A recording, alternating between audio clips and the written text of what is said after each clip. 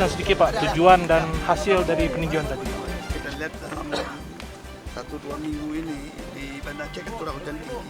Kita ingin melihat menyusuri sungai di Kota Banda Aceh. Selain melihat tingkat ketinggian air, kita juga ingin melihat kebersihan air ya, sampah ya.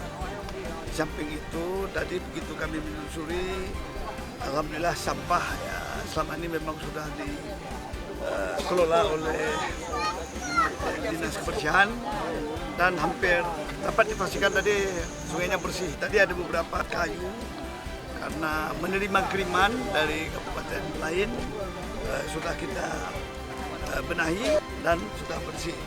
Kemudian di samping itu saya lihat banyak potensi di air nih. Berapa potensi air ini tidak kita kelola, jadi wisata air dan juga hal-hal yang lain yang kira-kira bernilai ekonomis. Rasanya kalau kita juga membuat tempat makan minum, tetapi yang bergerak terapung, saya kira ini potensi yang bisa dikembangkan ke depan.